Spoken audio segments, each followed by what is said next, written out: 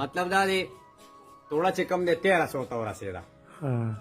غرض د خبرې مې دا دی چې دا ولې ګرانه شوه، دلته کې وزداره خلک چې کوم دی په قطار کې ولاړ دي. السلام علیکم قدرمندو کتونکو، صابر جان یم.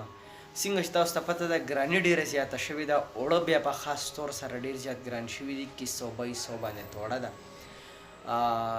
کله چې بیا سرکاري اوړه راشي نو بیا د کلي ناظم چې کوم دی یا چیرمین چې دی نو هغه هلته خوا کې ورسره کټه چولې او تاسو ته وایي راکړه شناختي کارت چې درله دا نوم ولیکمه چې اوړه درکړي. ته وایې ګنې دا اوړه موږ له ده رالیږلي دي او په موږ باندې احسان کوي. که دې ویم نه نو موږ له دې دا اوړه راکوي، ځکه چې دا موږ له ده نه دي رالیږلي.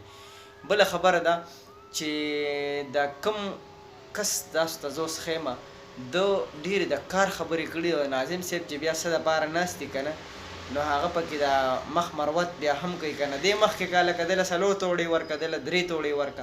دې هلک ډېر د کار خبرې کړي دي. دې هلک دا خبرې واورئ، دا ویډیو نورو ملګرو سره هم شیر کوي چې هر چېرته اوسي خوشحاله راته.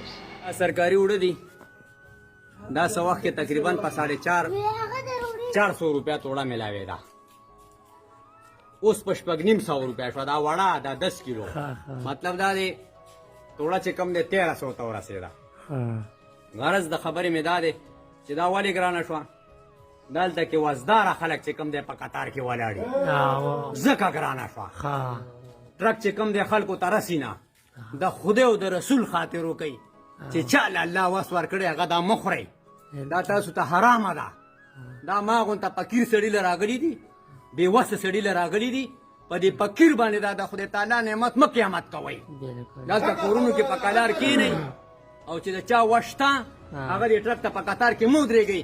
یعنې قسم مې دې په خدای وي چې سبا به دام چې کوم دی په 1.5 زر باندې وړي چې دا دې په 1.5 زر باندې یو نړه نو بیا په ما باندې نامه بدله کړه. نو د خدای خاطر وکړئ، په موږ باندې دا د الله نعمت مه ګرانوئ. وزداره خلک چې کوم دی دلته مه ودرېږئ. دا د بې وسو خلکو کار دی چې عام اوړه نشي خوړی. په 2.5 زره او 2 زره ته اوړه د هغه نشم خوړی. دا ما دپاره راغلي، ما دپاره. نو د خدای خاطر وکړه، نورې را باندې مه ګرانوئ.